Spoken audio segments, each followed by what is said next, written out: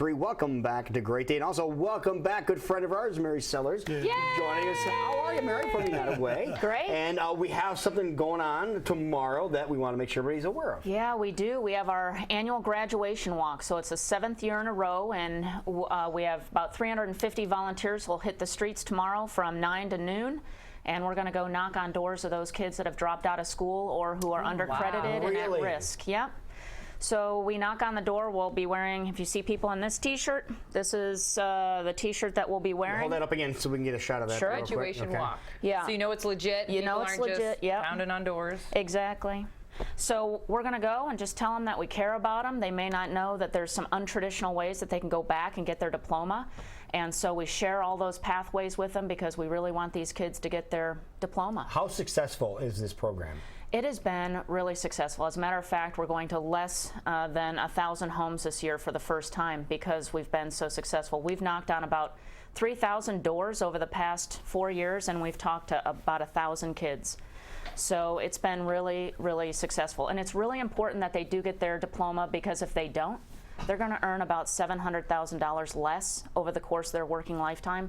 And then you factor in just what the quality of life for these kids are going to be, and it's just horrible. So we're going to go knock on their door and encourage them, let them know we care about them, and ask them to go back to school. What do you find behind the door? What stories do you hear, and why have they dropped out? For every kid that has dropped out, their story is unique. And a lot of times we don't get to talk to them because they're out working, trying to support the family.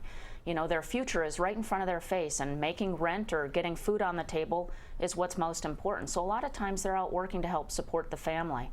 But that's when we share their non-traditional ways, that you don't have to go to class from 8 to 3 every day in order to accomplish that high school diploma. So there are myriad stories behind each of those doors. And I'll tell you, from a volunteer standpoint, it's a life-changing experience. It's really quite compelling and really personal when you get to talk to that student and say, I care about you. I really want you to go back to school. You probably get some disbelief too when you get to the doors. Well, and last year when I was on the walk and we showed up at the door, the mother just had relief. I knew you'd be knocking on my door one day.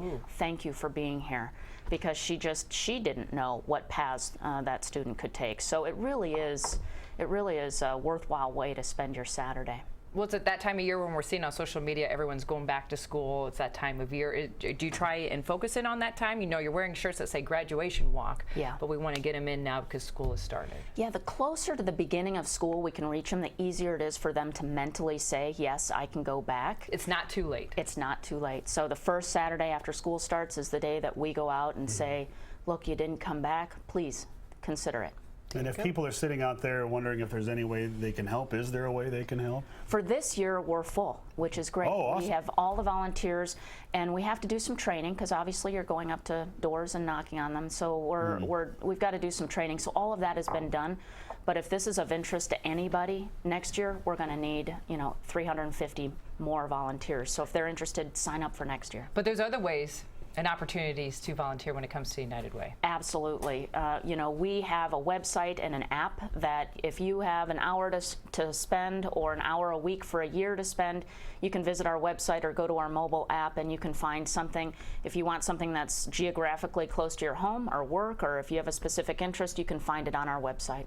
There you go. So how are things going? You're doing an amazing thing tomorrow, but how are everything else going on with the United Way? Everything is really going well. We've got some very serious issues we need to address in our community, and we're really fortunate to call Des Moines home. It is a unique community with a lot of accolades, but we also have a lot of work yet to do to help a lot of people have that same quality of life that many of us enjoy. So our work is never done, but we're making great progress and work yet to be done. What's on the top of the list of things you want to tackle this year? So, well, this year we've got a big focus on HiSET. So HiSET is what was GED, high school equivalency. So we've got about 33,000 people in our workforce that don't have that high school equivalent. So if they lose their job, or all the skills that are needed for the jobs that they're performing are slowly ramping up. So upskilling is really a critical issue for us because our employers are needing it and we don't have the workforce to fill those jobs. So we're really focused on high school equivalency and then getting the students that are in school to get their diploma. So people are wondering, where's the money go that I give to United Way? That's where it goes. We focus on education, income, and health. We've made great strides in the 20 school districts we measure in Polk, Dallas, and Warren. We've gone from 83% graduation rate to 92% graduation rate. Our goal is to get it to 95%. So we're making good progress there. We want people to be self-sustainable and we want them to be healthy. So that's where we're focused and that's where we're investing the dollars that we raise each year. There you go. You have a lot of different charities under your umbrella, don't you? What kind of an elevator speech do you give people when they ask you what the United Way is? You know, I'm glad you asked that because a lot of people might equate United Way today with maybe the United Way of yesteryear, where we might raise money and then distribute it to a finite number of nonprofits. But that's not how we work today.